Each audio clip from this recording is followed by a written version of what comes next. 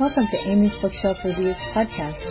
Sit back and listen to interviews, discussion about books, and anything else literary. There's always something or someone new on the show. Okay. Good evening, listeners. I'm Amy Shannon, and welcome to Amy's Bookshelf Reviews podcast. Conversations, revelations, and inspirations behind the book. You never know where the conversation will lead us, so let's find out. Tonight we have a guest with us, so thank you for joining us, and will you please introduce yourself and let people know how they can connect with you? I'm Charles Wardell. My first book is Come Up Big. I can be reached through BookGo Ventures, LLC, or Goodman Media.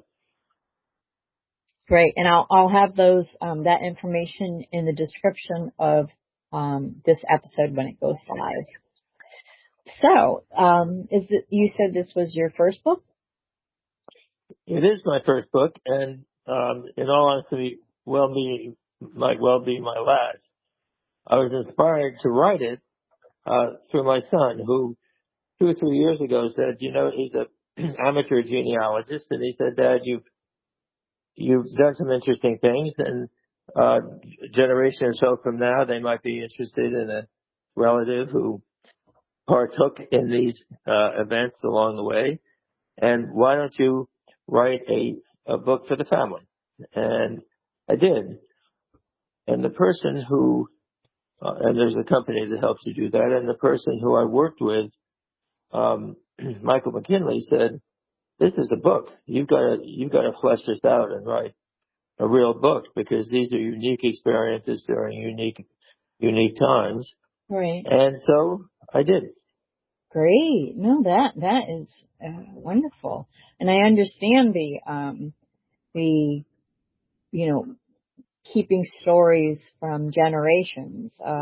Myself, I've been passed the torch by my second cousin to keep the records of our family and genealogy and things like that. So I completely understand. Some of their stories I could not tell unless I didn't want to ever speak to them ever again. You know how that goes. We have some things in common. The Wardells decided the British were going to win and not the colonists, so they went to Canada. As Charlie points out, it was an awkward re-entrance, but we did. Came back to New Jersey, and we actually are the ward of Dell from England. Came over early, and we have an interesting background as a family, and he's been kind enough to put it all down on paper. Well, that is wonderful. I mean, I love family history. I love history in general, and I recently switched my genres, which were basically crime dramas or suspense and stuff, to writing nonfiction historical books locally, and also some children's books. But I love learning about family history, and recently I discovered that I ended up solving an 82-year-old mystery of our family. There is the one I thought was my cousin by marriage, and the other one is my aunt. And I'm not going to put names out there, but I did one of those DNA things, and when it came back, the one I thought was connected to me by marriage only was actually, we had a similar DNA match, and it turned out that her and my aunt were sisters, and they didn't know about it. They assumed it, but they could never prove it, and I proved it for them. So you never know what kind of stories are going to come out, and maybe people get answers or closure, or they're just like, oh, I wish I didn't know that. Well, I started my book with a short history of the family and how we got here. But one of the things that has been discovered is for 120 years, we've told everybody that the first Kentucky Derby was in 1875, and my great-great-grandfather won it. And we have been all earnest honesty, told that story through 3 generations, only to find out he came in third. Well, he was still in the Kentucky Derby, so But there, yeah. he probably assumed, yep, third place, I won. Not a bad way to go. So when you when you were working on this for your family before it decided to be put into a book that all of us can read and enjoy, what kind of like research did you do? Did you like interview people like in your family? What kind of resources and tools did you use to get your information from what didn't come out of your own head from family stories? Well, I relied on my son's genealogy work, which is thorough, and I had a lot of files from each stop along the way. So I could write the book, the basic part of the book, from my own material. But I was very concerned that it be a journey. Who knew that you could get caught up in these types of things over a period of time, and did not want it to be in any regard a vanity book or there I was or who, Right. because that's not what I was trying to write. What I was trying to write is I had access without authority to an awful lot of interesting things that happened in the last half of the last century. And, many people have done some of them, but it was somewhat unique to have been caught up in many of them. And so I looked at my papers. I did, interview people who knew me, at different stages, and to put some more color around what, was going on. But I basically just wanted to tell the tale of somebody who was dyslexic and got kicked out of Hamilton College, flunked out, got drafted, and then went through the Vietnam War as I was a combat soldier, got into Harvard, went to the White House, worked for Henry Kissinger's State Department, and ended up as a corporate CEO, all of which were kind of serendipity because you can't plan that, and I certainly didn't. And I just wanted to express that if you keep slugging, things can happen. And so that was the genesis of it.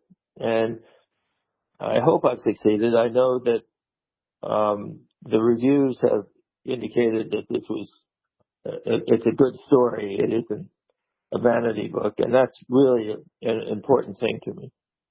No, that is wonderful, and I can't wait to read it.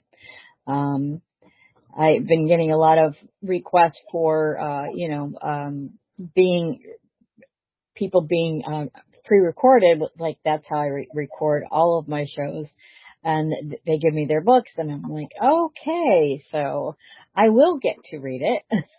But I Do like. you have one? Do you have one?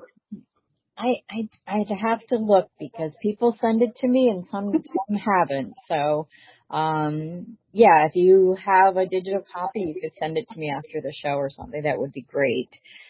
Because not everybody that signs up, they send me their work, even though I say you can do that. No, I'll make sure you get a digital copy. Great. Yeah, I have my, um, my review website, and then this podcast spun off from that, and I think that authors need to be able to have a voice and tell their story, and I like that, and it kind of goes this way every time where we talk about everything, so people know stuff that the effort and passion that it takes to put a work in. I mean, some people, I've heard this, oh, I should write a book. Well, you know, and, they think their life is so glamorous or unforgettable and they think they should write a book, but when it comes down to it, they don't.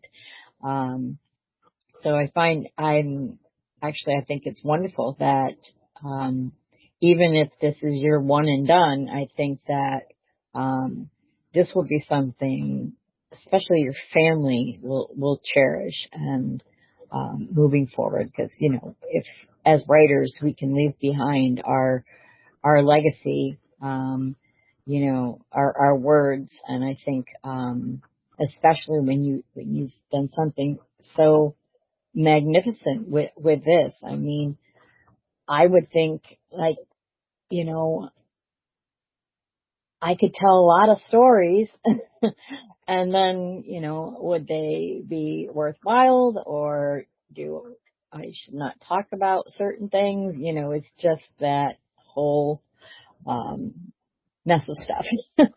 But, so, have, Well, I'm sorry. no, that's okay. Go ahead.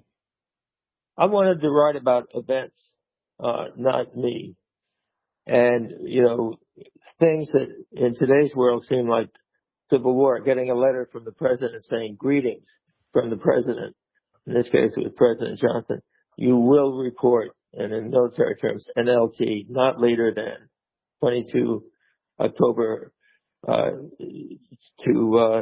Fort Hamilton. I mean, in today's world, you think that's crazy. You just got a letter out of the blue and suddenly you're in the army, and I wanted to write about events and how I was part of them, um, but how I got caught up in them and how they kind of came together. How do you get from Vietnam to Harvard? How do you get from Harvard to the White House? Yeah. What was the State Department like? And I say in the book that I was a member of the Wall Sitters Union. I got to the room, but I never got to the table. I was always sitting against the wall. But yeah, and that's so amazing. And, sometimes we don't reflect on, okay, what we did to get to where we are. And when you were talking about the letter, okay, now you're in the army. Some people don't realize that, that's what, when you're 18 and you're a male, you have to sign up for the selective service. And some people don't even know what the draft was. So that, knowing that kind of stuff, I think is important too. I mean, a lot of, I think what's that? The last time they implemented the draft was in Vietnam. I don't want to be quoted on that if I'm incorrect, but I think that's when they did the last time they implemented a draft. But They went to a lottery, and then Nixon ended both. So it was in the Nixon administration that the draft ended, and then the lottery system where your birthday was picked out of a ball of birthdays, all the birthdays, 365 of them, and the farther away you got from the first pick, the better off you were. yeah, yeah. So do you talk about your time in Vietnam? Yes, I do. I talked about my time in the service. I was drafted as a private. I went to OCS, Officers Candidate School, became an officer. I went to the Special Warfare School at Fort Bragg, North Carolina. I served with what they call host country nationals. I served with the 5th ARVN Division, not U.S. troops, but the Army of Vietnam. Mm-hmm. And I fought as an advisor to the Vietnamese Army. And I was in combat. And I put in the book a couple of when you get decorated for hero, as I was, for heroism in ground combat, you get something which it says from the President of the United States. Obviously, it's not, but Yeah. it describes what you did and the decoration you got. There's so much of this stolen valor stuff going around, which I think is a disgrace, that I just put in the book the documentation that I talked about. And so, my diploma from Harvard is in it, my picture of diploma from the Special Warfare School, pictures of me in Vietnam. The actual decoration, I got many, but the one I wanted to talk about is in the book. And because I wanted to get the reader to get a feel of, he really was there, Yeah. and I was scared when I was there, and I'm still scared. I mean, but I wanted, as part of this journey, to document each way, so that it wasn't hyperbole. It was real, and this is how it got glued together. And yes, I do talk about Vietnam. I talk about getting kicked out of Hamilton. In fact, in the very beginning, Dean Tolles of Hamilton College called me in, and he said, "The weed of neglect grows bitter fruit." We're sending a letter home. And that was the end of my Hamilton College career. Wow. But I want to thank you for your service before you move forward. Thank you very much for your service. You're welcome. In hindsight, I'm very proud to have served. When I had the opportunity, I was terrified. I can see that. Yeah. But I did it. I can't imagine it, but I can see it. I mean, I never had to be put in a situation like that, but I'm very honored to have you on my show. Thank you for your service and sharing your stories about that. I, um, not too many. I mean, there are some that have written about their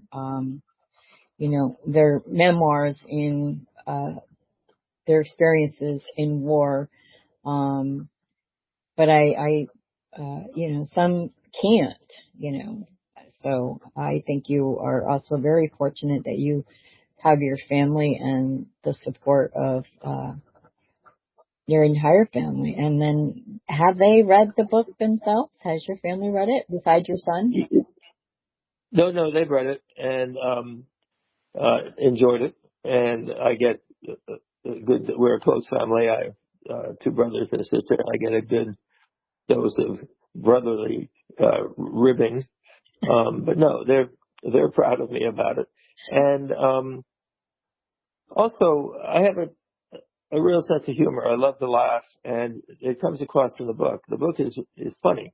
I mean, it's laugh out loud funny in parts. Oh, I can't wait. And in fact, if you'll let me, I'll read you the last sentence in the book, because Sure, I'd love it. I definitely wanted to.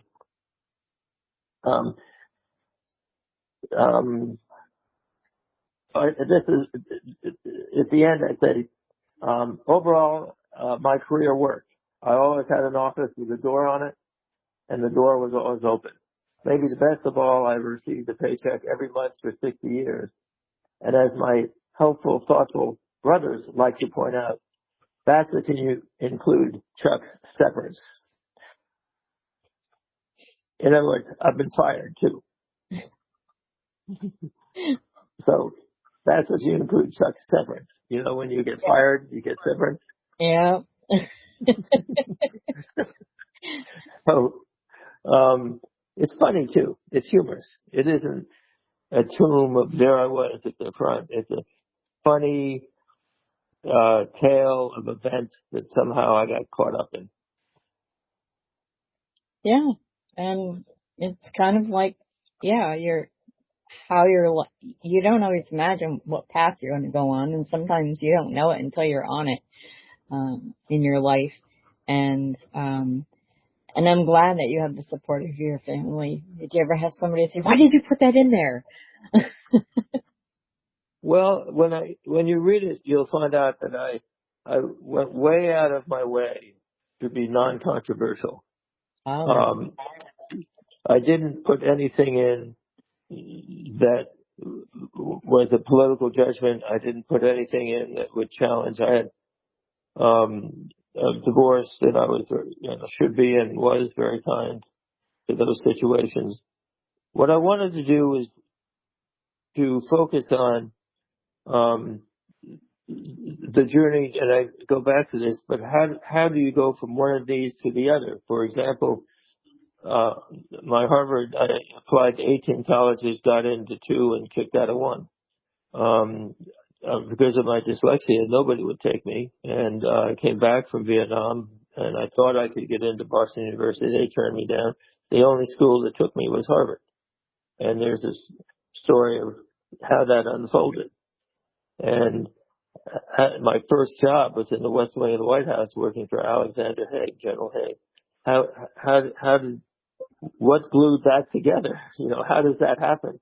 Yeah. And then President Ford appointed me to the State Department, Henry Kissinger's State Department, and I worked with Henry, who spent his life, bless his soul, calling me Jack. And then I got into corporate life and began to make my way in big time corporate life. So I really wanted to concentrate on the event and the journey and not on me. And I think the reason, if I can say it, the reviews have been so positive. I just got a purpose star on my book, is because it isn't about me. It's about the journey I was on and how it all kind of came together. So, and that's the one thing I'm proud of. I'm proud of the fact that the reviews reflect the fact that it was a gritty, humble struggle, and that's how it's portrayed. Well, I like that, because not a lot of, when you're writing about your history or your family's history, a lot of it is, focused on around like the author, like with their memoirs, even if they're having help writing it, a collaboration or a ghostwriter, they are, it's kind of like them in that moment rather than the events that are surrounding them and their perception of said events. So this is kind of, to me, it sounds like it's a unique way to share your story, your journey. So I honestly can't wait to read it. Well, it's also, thank you. I purposely wanted the events. For example, funny things happened when I went to Taft School, prep school in Watertown, Connecticut. They voted me. They said in the yearbook, reminds us of a cliche, which isn't a great indication of a future. And a lot of humorous things happened too, and there were serious things. And the White House time, as I said, access without authority. I was doing whatever General Haig asked me to do as quickly as I could. Did you meet Did you meet the president himself? Did I what? Did you meet Gerald Ford yourself? Oh yes, I handled the president's briefing papers. I saw the presidents quite often. I would go in the morning and say, "Good morning, Mr. President. This is what's happening today." And I was in the West Wing of the White House, 2 doors down, and I was right there. And I got caught up in the Watergate and stuff. And if you'll give me it's in the book, but I have a poem that a member of Ford's staff gave me when I left the White House to go to the State Department. Would it be okay if I read it to you? Oh yeah, I'd love to hear it. It's very short.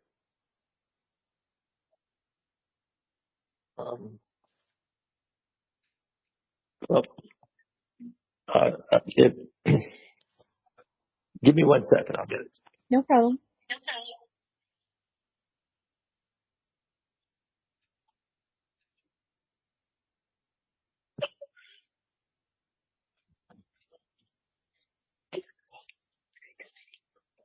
Yes.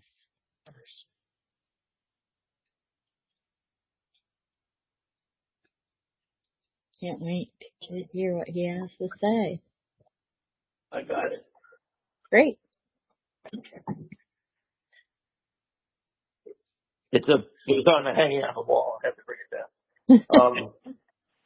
Now, there's a picture of it in the book, but it's a framed chapstick. If you can picture a chain, a chapstick that was framed. And on the back it says, an ode to Chuck, or how to succeed in government without really trying. Nixon, Ford, Haig, or Rummy, it mattered not to this dummy. Gopher, Wardell would do their bidding, and for great reward, are you kidding?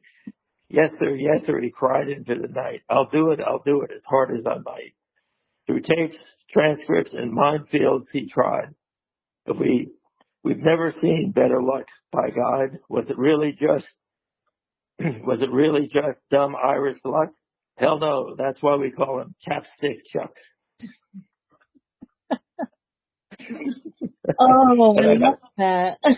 And I got a framed chapstick as I walked out of the White House. So there's humor in the book too, and there should be. I love the laughs, and I'm very grateful. I'm enormously grateful that I had the opportunities that I've had, and it took hard work to get there, but it was not. I started as a kid who flunked out of college and kind of hit rock bottom. Yeah. Well, I'm looking forward to reading that book, and I must say that it has been truly an honor having you on the show. So thank you for being on the show, and thank you, audience, for listening. If you wish to be a guest on the show, go to amysbookshelfreviews.com/podcast and schedule your pre-recording. Don't forget, if you wish to comment on this show or any show, comments are available, and yes, I will read them. Please follow this podcast on Spotify. I'm Amy Shannon. Be safe, be well, and always be kind. Tune in here again next week for another tantalizing discussion. Thank you for listening to Amy's Bookshelf Reviews podcast.